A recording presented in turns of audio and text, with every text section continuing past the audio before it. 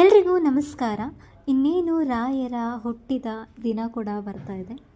So ನಾವು ಯಾರೆಲ್ಲ ಏನೇನು ಮಾಡಬೇಕು ಅವತ್ತಿನ ದಿನ, ಅವರ ಸಂಪೂರ್ಣವಾದ ಜೀವನ ಕಥೆಯನ್ನು ಕೂಡ ತಿಳ್ಕೊಂಡು ಬರೋಣ.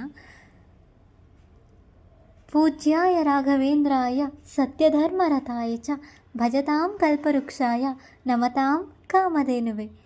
ಭಾರತದ ಭಕ್ತಿ ಪರಂಪರೆಯಲ್ಲಿ ಅದ್ಭುತ ಸ್ಥಾನ ಪಡೆದ ಮಹಾನ್ ಯೋಗಿ, ಜ್ಞಾನಿ, ದಯಾಮಯ ಗುರು ಎಂದರೆ ಶ್ರೀ ರಾಘವೇಂದ್ರ ಸ್ವಾಮಿಗಳು ಮಾತ್ರ.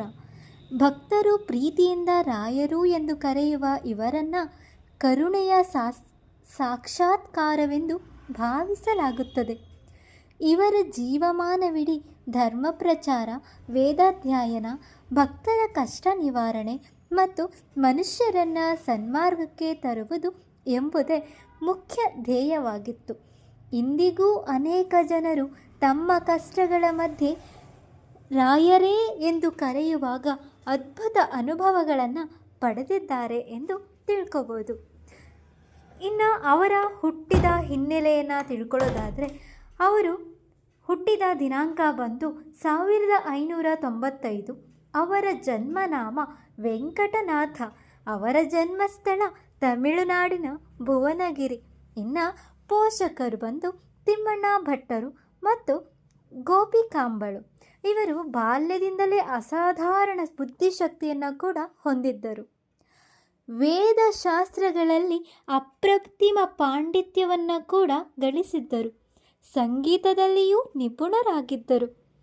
ಇನ್ನು ಅವರ ಹುಟ್ಟಿನ ರಹಸ್ಯ ಅಂದರೆ ನಮ್ಮ ರಾಯರ ಹುಟ್ಟಿನ ರಹಸ್ಯ ಕೂಡ ಇದೆ.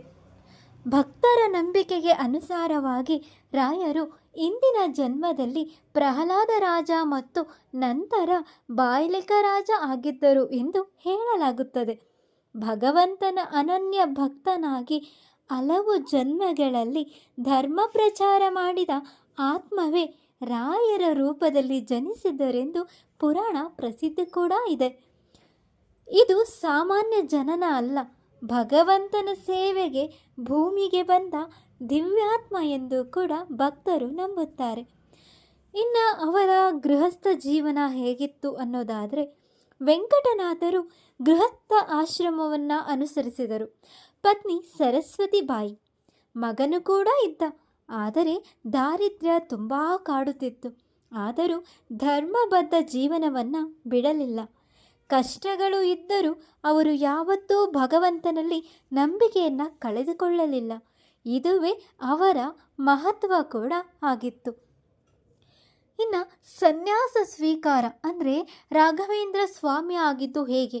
ಅವರು ನಂತರ ಸನ್ಯಾಸವನ್ನು ಸ್ವೀಕರಿಸಿ ರಾಘವೇಂದ್ರ ತೀರ್ಥ ಎಂದು ಕೂಡ ಪ್ರಸಿದ್ಧರಾದರು.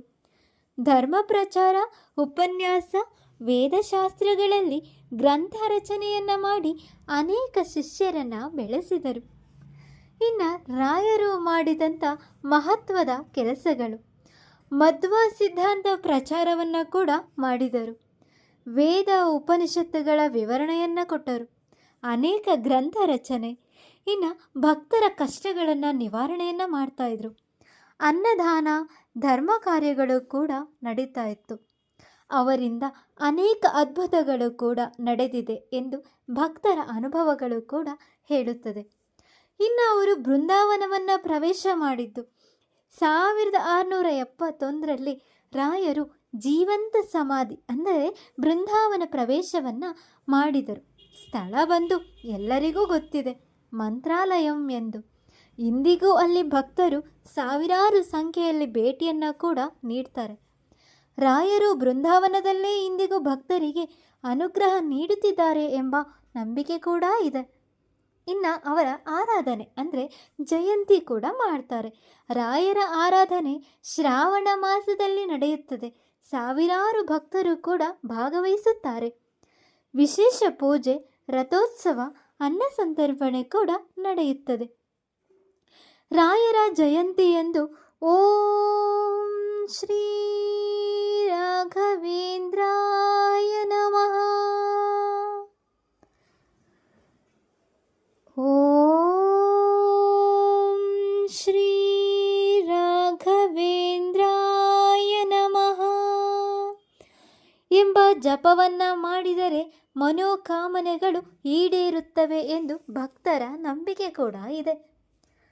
ಕನಿಷ್ಠ ಪಕ್ಷ ಅವತ್ತಿನ ದಿನ ರಾಯರ ಜನ್ಮದಿನ, ಅವತ್ತಿನ ದಿನ ನೀವು ಮಾಡಬೇಕಾದಂತಹ ಕೆಲಸ ಏನಂದರೆ, ಸಾಧ್ಯವಾದಷ್ಟು ಮನೆಯಲ್ಲಿ ರಾಯರ ಪೂಜೆ ಪುನಸ್ಕಾರಗಳನ್ನು ಮಾಡಿ ಎಷ್ಟು ಸಾಧ್ಯವೋ ಅಷ್ಟು 108 ಸಾರಿ ಓಂ ಶ್ರೀ ರಾಘವೇಂದ್ರಾಯ ನಮಃ ಎಂದು ಜಪ ಆದರೂ ಮಾಡಿ, ಇಲ್ಲ ಬರೆಯೋದಾದರೂ ಮಾಡ್ಕೋಬೋದು. ಇನ್ನು ರಾಯರ ಜೀವನದಿಂದ ಕಲಿಯಬೇಕಾದದ್ದು, ದೇವರ ಮೇಲೆ ನಂಬಿಕೆ ಇರಬೇಕು. ಕಷ್ಟ ಬಂದರೂ ಧರ್ಮವನ್ನು ಬಿಡಬಾರದು. ಅಹಂಕಾರವಿಲ್ಲದ ಜೀವನವನ್ನು ನಡೆಸಬೇಕು. ದಾನ ಧರ್ಮವನ್ನು ಮಾಡ್ತಾ ಇರಬೇಕು. ಗುರುಗಳನ್ನು ಗೌರವಿಸಬೇಕು. ಶಾಂತಿ ಮತ್ತು ಸಹನೆಯನ್ನು ಪಾಲಿಸಬೇಕಾಗುತ್ತದೆ.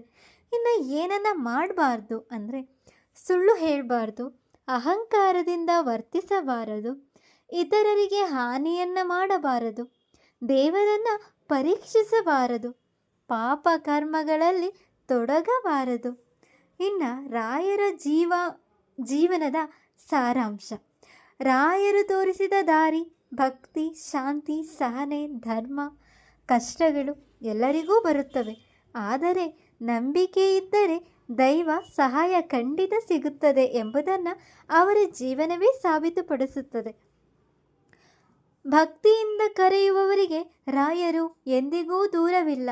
ರಾಯರೇ ಎಂದು ಮನಸಾರೆ ಕರೆಯಿರಿ, ಕರುಣೆ ಮಳೆ ಸುರಿಯುತ್ತದೆ ಎಂದು ಭಕ್ತರ ನಂಬಿಕೆ ಕೂಡ.